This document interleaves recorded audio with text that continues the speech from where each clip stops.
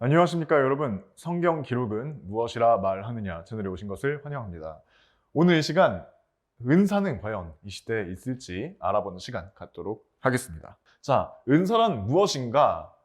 은사란 하나님께서 우리에게 주시는 선물을 이야기합니다.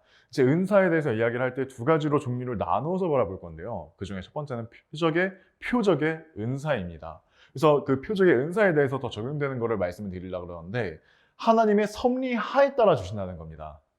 우리가 원해서 달라고 주시는 것이 아닙니다. 하나님의 어떠한 특정한 목적에 따라서 주신다는 것을 우리가 알고 있어야 합니다. 그렇다면 은사, 과연 이 시대에도 존재할까요? 그것을 이야기하려면 먼저 은사의 종류에 대해서 이야기를 해봐야 됩니다. 첫 번째, 표적의 은사, 그리고 은사 중에서도 우리 모두가 가지고 있는 은사가 있습니다. 그 중에서도 오늘 이 시간은 표적의 은사에 대해서 다뤄보는 시간을 갖겠습니다. 그래서 표적의 은사에도 종류가 있습니다. 대표적으로 방언, 그리고 방언의 통역, 그리고 치유가 있는데 오늘 이 시간은 방언에 대해서 주로 이야기를 다뤄보도록 하겠습니다. 그래서 일단 포인트, 이 이제 표적의 은사를 이야기를 할 때 누구에게 주어졌는지를, 그리고 왜 표적의 은사가 주어졌는지를 좀 설명할 수 있어야 됩니다. 살펴봐야 됩니다. 많은 사람들이 이제 표적의 은사를 이야기할 때 방언, 그리고 통역, 그리고 치유에 대해서 이야기를 할 때 이 왜를 성경적으로 이야기를 못합니다. 그저 그냥 필요하니까 아니 주실 수 있는 거 아니냐라든가, 아니면 치유의 은사 같은 경우에는 이 시대에 병원만 가보더라도 이렇게 치유할 사람들이 얼마나 많지 않냐, 불쌍하지 않느냐, 그 사람들에게 하나님의 사랑을 보여주기 위해서라도 치유의 은사는 필요하다, 그렇게 말씀하시는 분들이 있습니다. 그럼 과연 그게 성경적이냐는 거죠.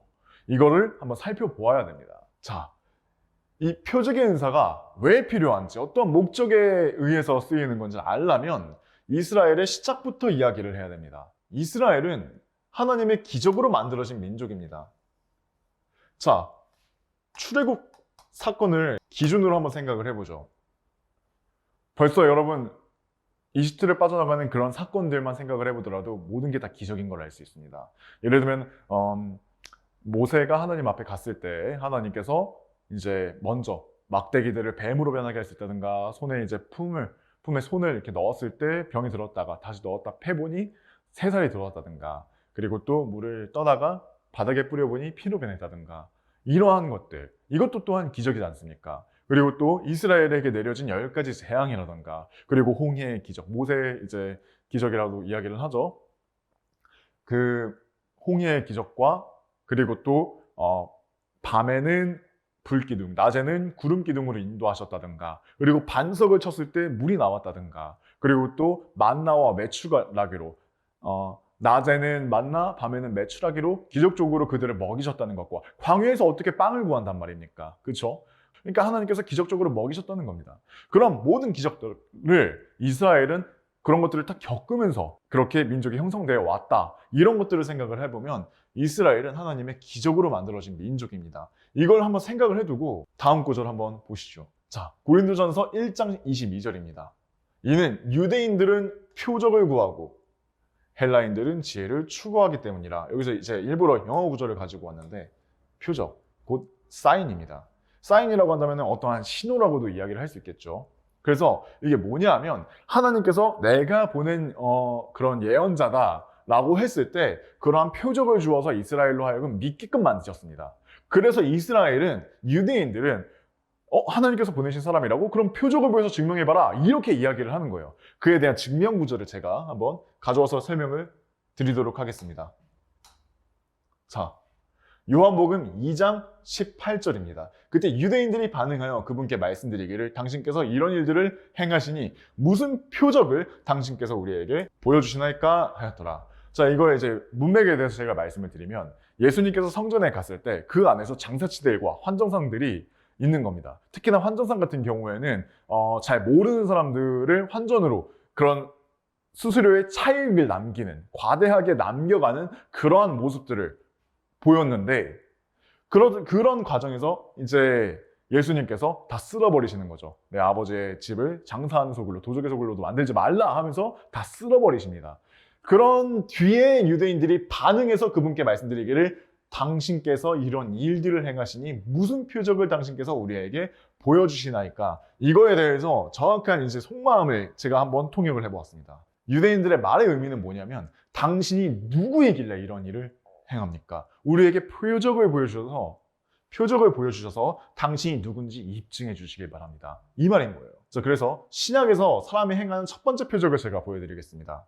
사도행전 2장 4절 말씀입니다. 그러자 그들이 모두 성령님으로 충만하였으니 성령께서 그들에게 말하는 능력을 주신 대로 다른 방언들로 말하기 시작하였더라. 이제 교회가 시작되는 시점인 거죠. 그때 성령님께서 오셔가지고 사람들이 다른 방언으로 이야기를 말하기 시작했다라고 하는 건데, 당시는 예수님께서 돌아가신 후에 성령님께서 각자에게 임한 후입니다. 자, 그렇다면 방언은 무엇이냐라고 하는 걸 여기서 이제 짚어야 됩니다. 그렇죠? 방언은 아다다다다다 하는 그런 같은 말을 반복하는 말도 아니며 하나님과의 비밀 대화도 아니라 외국어입니다.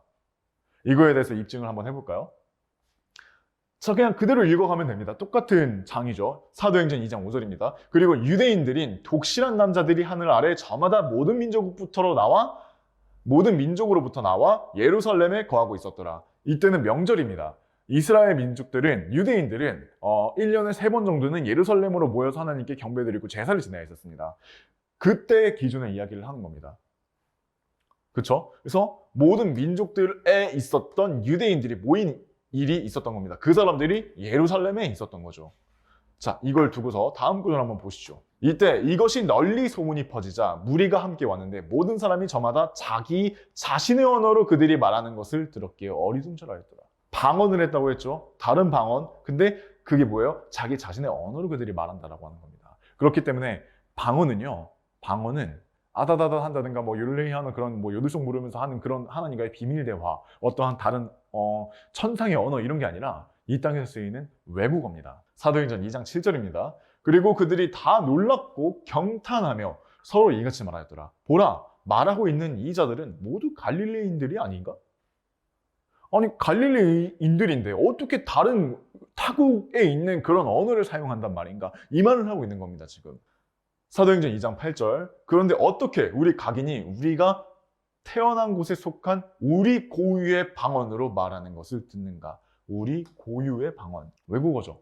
이건 그냥 볼 필요도 없습니다. 더. 외국어입니다.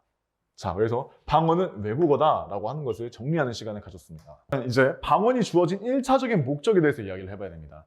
타국에 있던 유대인들이 명절에 예루살렘으로 모일 때 그들에게 그들의 언어로 복음을 전하기 위해서였다는 걸 생각을 해야 됩니다. 여기서 핵심이 나왔죠.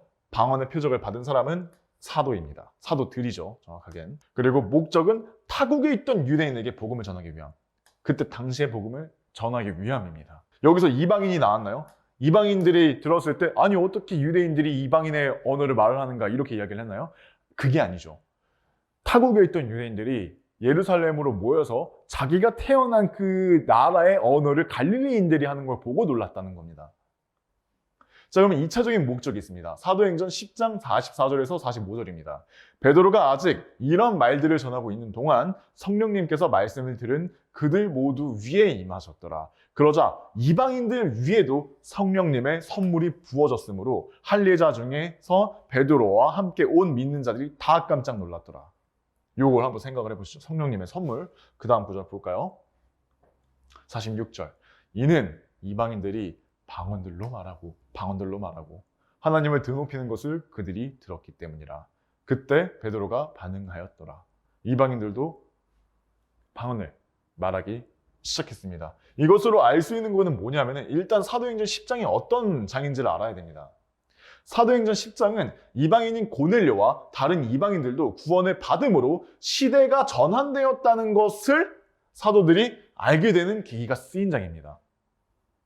그래서 이제 사도행전 11장 1절을 보면은 여기에 대해서 이제 이야기를 해주는데, 이후에 유대에 있던 사도들과 형제들이 이방인들도 하나님의 말씀을 받아들였다는 것을 들었더라. 그러니까 사도행전 10장 이전에는 오직 예수님께서 하신 그런 복음들, 그러니까 하나님께서 유대인 민족만 택한 줄 알았는데, 근데 그게 아니라 이방인들도 하나님의 말씀을 받아들일 수가 있네? 이걸 알게 됐다는 겁니다. 그래서 두 번째 핵심, 방언의 표적을 받은 사람은 누구예요? 이방인들입니다. 목적은 이방인들에게 그들의 언어로 복음을 전하기 위함입니다. 이건 쭉 나아가면 알 수 있습니다. 그래서 방언은 하나님과의 비밀 기도가 전혀 아니라 외국어이며 지금 시대까지 존재할 이유가 없습니다. 존재할 이유가 없어요. 왜 그럴까요?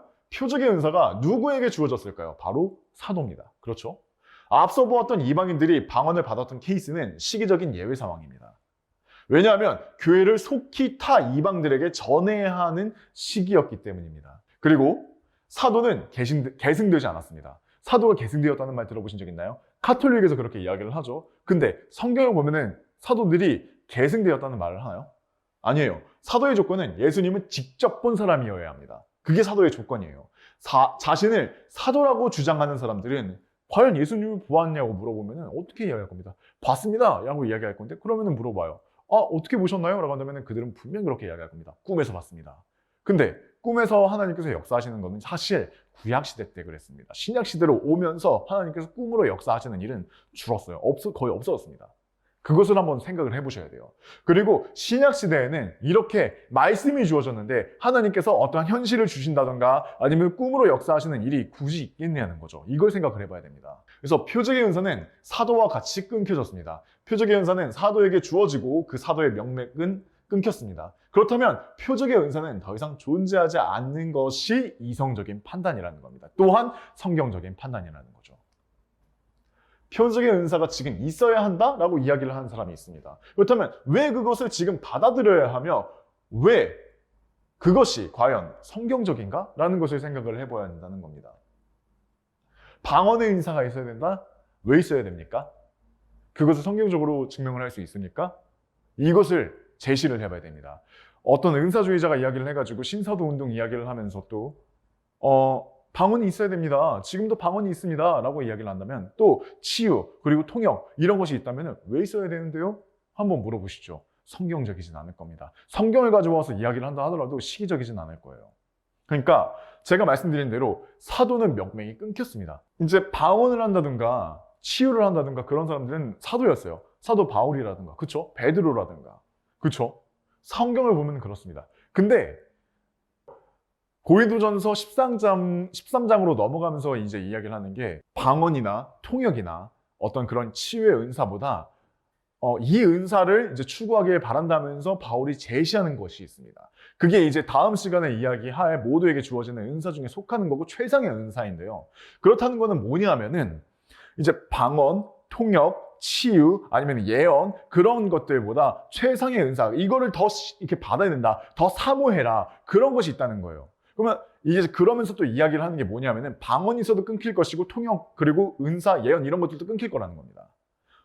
네, 그거를 생각을 해두고 보면은 표적의 은사는 이제 더 이상 이 시대에서는 존재하지 않는다. 이렇게 보면 됩니다. 뭐 은사는 완전히 없어진 거냐라고 한다면 아니요. 모두에게 주어지는 은사가 있습니다. 그걸 이제 다음 시간에 다뤄보도록 하겠습니다. 그래서 오늘 이 시간에는 표적의 은사에 대해서 이야기를 해봤고 그것이 지금 이 시대에 존재하는 것이 과연 성경적인가? 라고 했을 때 아니다 라는 결론에 이르는 시간을 가졌습니다. 다음 이 시간 제가 말씀드린 대로 모두에게 주어지는 은사 그것에 대해서 알아보는 시간 가져보도록 하겠습니다. 이 시간 함께 해주셔서 감사합니다.